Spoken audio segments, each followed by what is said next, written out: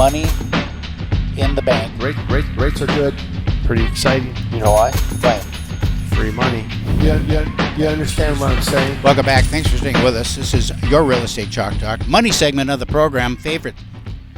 Best segment of the show. Best segment of the show. That's why everybody waits. Rates are down. The biggest rate drop in 17 months, I hear. Yeah, it's been amazing. Our phones are ringing off the hook. If you get a busy signal, you won't. No. You won't. You'll call right through. Okay. It is.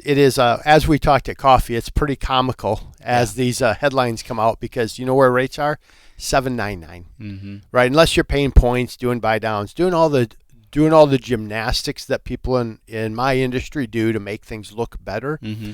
The reality is rates are still right under that 8% mark. And but a lot of the headlines, I was looking at the headlines, well received 10-year auction, mortgage rates cautiously lower. First big test for last week's rally. There's all sorts of like big headlines that are coming that, hey, things might be getting better. But that's all the narrative, hope. right? It's hope, Mm-hmm. right? And we talked, we had a manager's call at Loan Depot this week, where you have all the talking heads talk, and some of it just around rates in terms of direction. They're hoping right now that we can just kind of stay in this space, right? Mm-hmm. So high 7s, low 8s in that space. Maybe come down so that maybe the high end is high 7s, Mm-hmm. but we'll see. But then the talking heads are saying that they think the Fed will start to reduce rates. Now, there's one article I read this morning that said, one of the Fed chairs said, I'm open to another quarter increase because they're not content yet. But then they say, come May of next year, they'll start to do that decrease, and they'll run 4 of those through December and drop it about a point. Right. No matter what the circumstances. No matter what the circumstances, Right. because the big circumstance is a presidential election. Right. Right. Yeah. So that's So I feel like I'm hearing something in my head. The incumbent wants to be able to say that the economy is improving, rates are coming down, and all that. So no matter what the underlining It won't matter. Right. It won't matter. So at least for us, it's interesting to kind of see if we can just muddle through this. And there's buyers out there, man. We're cautiously optimistic as we come in. November, December tend to be okay months. We had 900 homes went pending this week. 900. Mm-hmm. Holy cow. Yeah. So it's still happening, and Right. people have equity. People are coming in with larger down payments. I had one that I was working on yesterday where they are, it's one of the classic deal, right? They want to buy before they sell theirs. Mm-hmm. And so they're going to just recast. So we're putting 20% down now, and then they're going to put down another big chunk when they sell their home. Mm-hmm. So there's a lot of situations like that. And these people are, I feel, right, maybe because we coached them that way, but they just believe this is a really good time to buy, because sellers are a little bit nervous as they absolutely are. They feel that cold wind you and I experienced coming in here this morning, kind of go, it's getting chilly. Do we want to carry this thing for the next 3-4 months? And you challenged me just in my world saying, hey, what's your carrying cost to carry that property December, January, February? Like when are you going to? In the hope that they're going to get more in the spring. Mm-hmm. And the fact of the matter is, in the spring, depending on the price point that you're looking at, you may looking at not much more, for one thing, and we're not going to have that 10% bump. No. And in some price points, you're maybe going to see a 3% or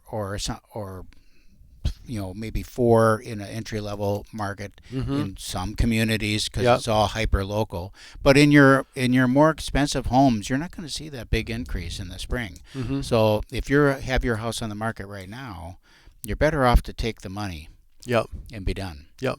No, I agree. So I think that's what people are seeing, and we're seeing some busyness there. The other thing that we're seeing, 30%, they told us yesterday, and I didn't push it on our team here to see if it's right, but about 30% of our applications are still refinances. Interesting. And it's ticking up. Refinance. Cash out refinance. Wow. At literally 8%. Because everything else is going up too. Sure. Right? So credit card debt is going up, and there's a ton. There's a whole other. We could spend an hour just talking about the looming crisis that's coming as people got used to living on the government spend. Mm-hmm. We're getting a check for this, getting a check for that. We're fine. We're fine. We're fine. We don't have to work full time. We don't have to do this. There's a crisis that's going to come on credit card debt, student loan debt as it's getting kicked in now. Now we're seeing on credit reports, we're seeing the payments. And they're like, oh my gosh, before we were able just to estimate, the Freddie and Fannie gave us a percent that we had to use for it. Now you're seeing the real payment. It's going to disqualify people from buying a home. And the interest rates are punishing. Yep. I mean, I got my American Express disclosure thing, Right. We don't pay any attention to it because we pay our cards off every month. Yep. Well, so I get this disclosure. I thought, okay, look at it. 29.9%. Wow. It's like, what? No wonder they want, they just send a card out. They're wanting you to. Yeah, please. Yeah. Because we know. Mm-hmm. Yeah. And this one couple I'm working with as well, they were shocked. I mean, this is the couple that you go, these people have got to have an 800 score. Right. Just have to. I mean, you spend 10 minutes talking with them, you're just like, this is perfect. Mm-hmm. And then you get their score back, and this isn't bad. But it's low 700s. Mm-hmm. And I'm looking at it, you know what it was?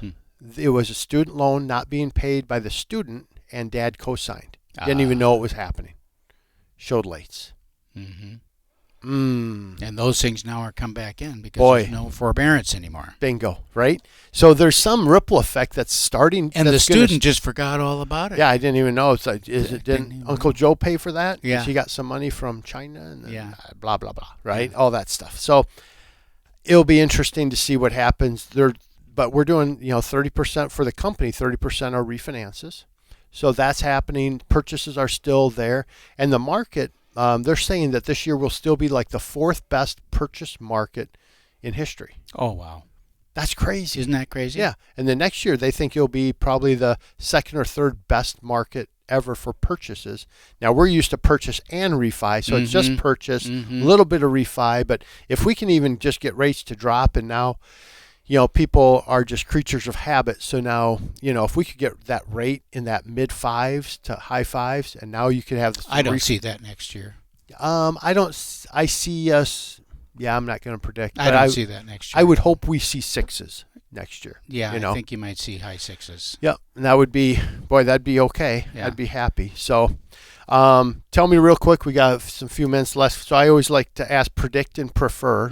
So give me. Last night was another presidential debate. I don't know if you watched it at all. Never watched it. No. Never watched it. Not interested in it. So this is going to. None of them are going to be in the running even. So it's like, why watch them? Okay. So you don't have any opinion on it. I didn't see it either because I heard some talking points this morning. Because they have to talk about something. Yep. So it was so the talking points this morning, were like, hey, these people should, it was 5 on the stage last night. It should get down to about 3 now. And so it'll be interesting. And then, Trump will most likely still be He'll roll right over him. Probably He's so far ahead of everybody right now that it's not even What do you funny. think on the Democratic side? Do you think, do you think Biden ends up being the nominee? Do you think he eventually realizes? Because some in the Democratic Party are even saying, hey, are you sure this is the best move for us? What do you think? They're running out of time to make any significant move. So I don't know about that. He's not going to go down easy. I think that to be swept aside now after all this time and deprive him of his second term, I think would be yeoman's work to get that task done. Okay. So you think it will just be a rematch? Yep, I think it'll be a rematch. I think he's got enough people that are actually running the show that would be swept out if someone else came in, and they want to maintain their power structure. And if he's a figurehead, sitting up there that can, basically hide in the basement while they run the show, they're more than happy, with that happening. The only thing, in my opinion, the only thing that could upset that apple cart is if Michelle Obama decided to run, and I think that would be problematic for that party as well, because I think that there's some animosity there.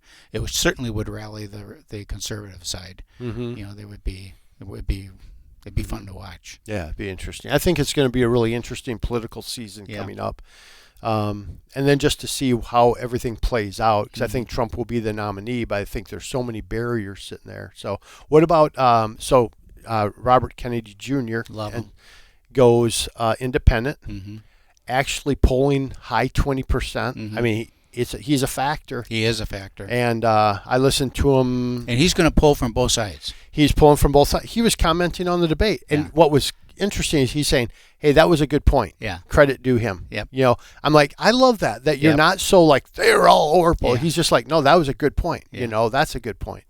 Interesting how that's going to play in. It'd be fun to see Trump get in and then have him tap Kennedy on the shoulder for a cabinet position. Yeah. I think that would be a really wise move. Yeah. But so, who knows? So, hey, if you want to talk politics or if you want to talk mortgage or money, give me a call, 651-231-2500. Again, 651-231-2500.